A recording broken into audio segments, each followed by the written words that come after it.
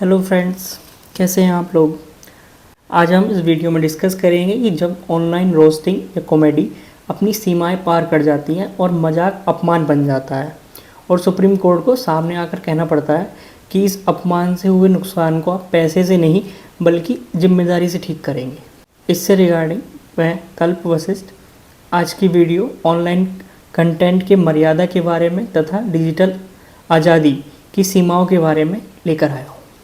इसमें हम देखेंगे कि एक केस है जो है cure SMA foundation versus union of India 2025, जिसमें कि 5 कॉमेडियन हैं, समय रैना, विपुल गोयल, बलराज घाई, सोनाली ठक्कर एंड निशांत तंवर को सुप्रीम कोर्ट ने कुछ निर्देश दिए हैं। और इसके साथ हम ये देखेंगे कि ऑनलाइन कंटेंट पर कोर्ट की क्या टिप्पणी है तथा दिव्यांगजनों की गरिमा क्यों सर्वोपरि है। ऑनलाइन कंटेंट देखने के लिए आधार आधारित वेरिफिकेशन का विचार क्यों आया और SMA जैसी बीमारी का मजाक क्यों खतरनाक है। सबसे पहले हम बात करते हैं कि ये मामला क्या था। एक्चुअली ये मामला बहुत ही शर्मनाक और संवेदनशील घटना से जुड़ा हुआ है। कुछ कॉमेडियन ने एक वीडियो में SMA स्पाइनल मस्कुलर एस्ट्रोफी से पीड़ित बच्चों पर एक अनुचित मजाक किया। तो SMA एक दुर्लभ बीमारी है जिसके इलाज में करीब 15 से 20 करोड़ तक का खर्चा आता है। तो इनके माता पिता दान, सामाजिक सहयोग या क्राउड फंडिंग के माध्यम से जो है पैसे इकट्ठे करते हैं ताकि इन बच्चों का इलाज हो सके। ऐसे में जब कोई ऐसे पीड़ित बच्चों का मजाक उड़ाकर उन्हें ह्यूमिलेट करता है तो जो डोनर होते हैं, जो दान देते हैं इनके इलाज के लिए, वो पीछे हट गए और जिससे फंड जो है ज़्यादा नहीं आया और बच्चों का इलाज भी रुक जाता है। यही बात जब इस मामले में सुप्रीम कोर्ट के सामने आई तो सुप्रीम कोर्ट ने इसे बहुत गंभीर माना, क्योंकि ये आर्टिकल 21 जो व्यक्ति के जीवन व गरिमा का अधिकार प्रदान करता है उसका उल्लंघन है। सबसे पहले जब ये मामला कोर्ट के सामने आया तो सुप्रीम कोर्ट ने इन 5 कॉमेडियंस को तलब किया तथा उन्हें कहा गया कि वे एक पब्लिक अपोलॉजी, सार्वजनिक माफ़ी प्रकाशित करें कि उन्होंने गलत बोला है और भविष्य में सावधानी उन्हें बरतनी होगी। इसके पश्चात इन कॉमेडियंस ने माफ़ी जारी की, लेकिन 27 नवंबर को सुप्रीम कोर्ट ने आदेश जारी किया जो कि इम्पोर्टेंट है, जिसमें सुप्रीम कोर्ट ने कहा कि इन कॉमेडियंस को 1 महीने में कम से कम 2 ऐसे प्रोग्राम कंडक्ट करने होंगे जिसमें दिव्यांग व्यक्तियों की सफलता, सक्सेस स्टोरी बताई जाए और ऐसे दिव्यांगों के लिए फंड रेज किया जाए।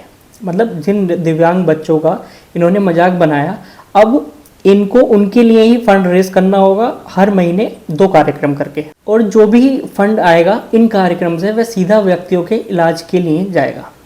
तथा कोर्ट ने यह भी क्लियर किया कि यह कोई पनिशमेंट नहीं है बल्कि एक सामाजिक सुधार, सोशल रिफॉर्म है।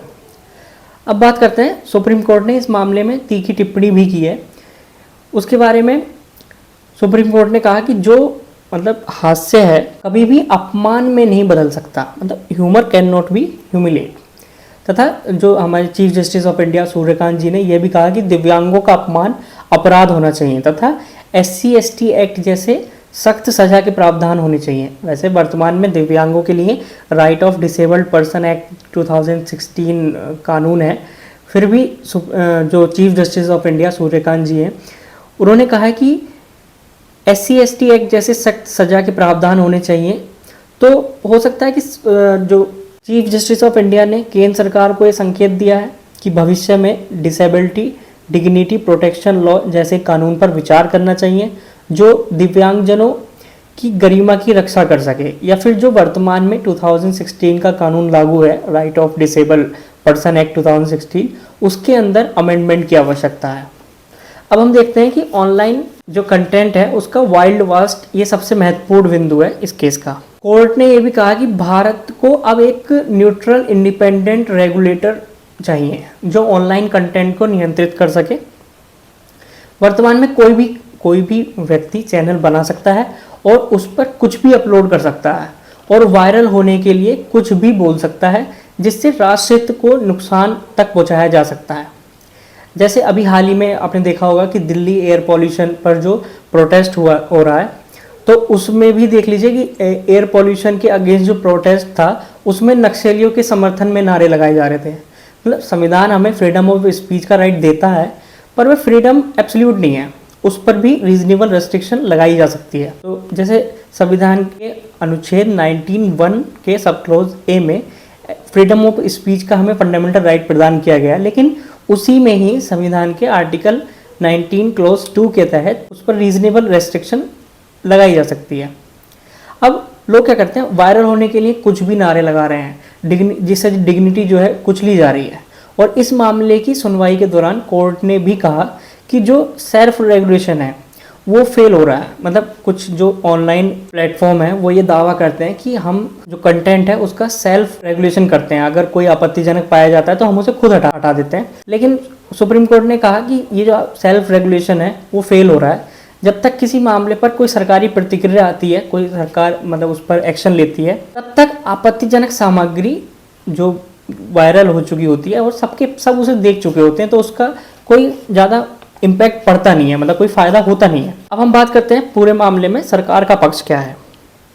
इसमें सरकार ने ये बताया है अपने पक्ष में कि ऑनलाइन कंटेंट के रेगुलेशन के लिए गाइडलाइन बन रही है, तथा सरकार ने ये माना कि यूज़र जनरेटेड कंटेंट की समस्या गंभीर है और कुछ स्टेटमेंट इतने ऑब्सीन हैं कि वे उन्हें कोर्ट में बोल भी नहीं सकते। मतलब सरकार इन कॉमेडियंस की तरफ इशारा करते हुए कह रही है कि इनके स्टेटमेंट ऐसे भी हैं जिनको कोर्ट के सामने बोला ही नहीं जा सकता। और सरकार ने यह भी कहा कि इन पर ऑनलाइन कंटेंट के रेगुलेशन को पब्लिक डोमेन में उन्हें जल्दी ही पब्लिश करेंगे। तो सुप्रीम कोर्ट ने भी सरकार को निर्देश दिया है कि जो ड्राफ्ट रेगुलेशन और रूल्स हैं उनको पब्लिक डोमेन में डाला जाए, क्योंकि वर्तमान में भारत में डिजिटल स्पीच को रेगुलेट करना बहुत जरूरी है। सुप्रीम कोर्ट ने इस केस में यह भी सुझाव दिया और कहा कि एडल्ट कंटेंट को स्ट्रीम करने से पहले आधार कार्ड से एज वेरिफिकेशन होना चाहिए, क्योंकि वर्तमान में एज की वार्निंग दिखने के बाद भी कंटेंट स्ट्रीम होने लगता है। मतलब उस पर कोई ऐसा रोक नहीं लगाई गई है कि अगर कम एज का देख रहा है तो वो कंटेंट स्टार्ट नहीं होगा, वार्निंग भले से शो हो रही है। इसलिए कोर्ट ने कहा आधार आधारित वेरिफिकेशन करके यूज़र की एज को वेरीफाई किया जा सकता है। इससे हमें यह संकेत मिल रहा है कि हो सकता है कि भविष्य में शायद आधार वेरिफिकेशन या पेरेंटल कंट्रोल जैसी व्यवस्था लागू हो सकती है ऑनलाइन मीडिया और सोशल मीडिया पर। अब हम बात करते हैं इस केस में कि आर्टिकल 19 और आर्टिकल 21 में जो संतुलन है उस पर क्या डिस्कशन हुआ। इस पर सुप्रीम कोर्ट ने कहा कि आर्टिकल 19 के क्लॉज 1 का सब क्लॉज ए जो फ्रीडम ऑफ स्पीच और एक्सप्रेशन की बात करता है वो एब्सोल्यूट नहीं है। मतलब उस पर आर्टिकल 19 के क्लॉज 2 के तहत रीजनेबल रेस्ट्रिक्शन लगाई जा सकती हैं।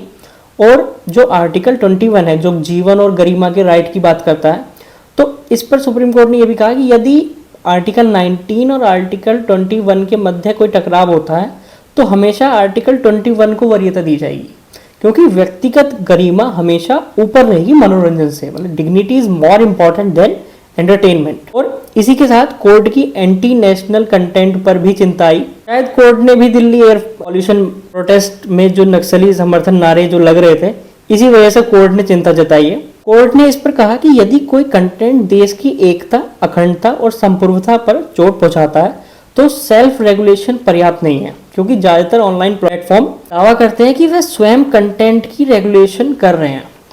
अगर कोई भी आपत्तिजनक कंटेंट आता है तो हम उसे हटा देते हैं, परंतु कोर्ट ने कहा कि यह पर्याप्त नहीं है। इसी के साथ कोर्ट ने यह भी माना कि जो लोग सरकार की आलोचना करना जो है एंटी नेशनल नहीं माना जा सकता। व्यक्ति के पास जो है फेयर क्रिटिसिज्म करने का राइट है, जो ये वाला राइट है वो फ्रीडम ऑफ स्पीच से मिलता है और वह राइट एब्सोल्यूट नहीं है, पर उस पर रीजनेबल रेस्ट्रिक्शन लगाए जा सकते हैं। अब हम लास्ट में देखेंगे कि कोर्ट ने इस केस में फाइनल आदेश क्या दिया है। मतलब इन कॉमेडियंस को जो निर्देश दिए हैं वो क्या दिए हैं। इसमें सुप्रीम कोर्ट ने आदेश दिया कि कॉमेडियंस की हर 2 महीने कार्यक्रम ऐसे करने होंगे इन कॉमेडियंस को, जिसमें दिव्यांग व्यक्तियों को आमंत्रित करना होगा और उसमें उनकी सफलता की स्टोरी बताई जाएगी और उसमें जो पैसा आएगा उसे फंड रेजिंग में मदद करनी होगी और फ्यूचर में ऐसा कंटेंट नहीं बनाएंगे जिससे किसी की गरिमा आहत हो। इस मामले पर ये जो मामला है इसमें मेरी जो राय है ये है कि कॉमेडी अच्छी है, लेकिन वहाँ तक अच्छी है जब तक कि दूसरे की डिग्निटी आहत ना हो। इसके लिए भारत में न्यूट्रल ऑटोनोमस डिजिटल रेगुलेटर बहुत ज़रूरी है। इसी के साथ आज का सेशन ये समाप्त करते हैं। ऑनलाइन कंटेंट पर आपकी क्या राय है कमेंट सेक्शन में ज़रूर शेयर करें। तथा यदि आपको वीडियो अच्छी लगी हो तो लाइक करें और चैनल को सब्सक्राइब करें। वीडियो को जरूर शेयर करें। इसी के साथ मैं बताना चाहूँगा कि यूपी एपीओ को ध्यान में रखते हुए भारतीय साक्ष्य अधिनियम और पुलिस एक्ट पर भी लेक्चर अपलोड किए जा रहे हैं, इसलिए चैनल को सब्सक्राइब करना ना भूलें। धन्यवाद।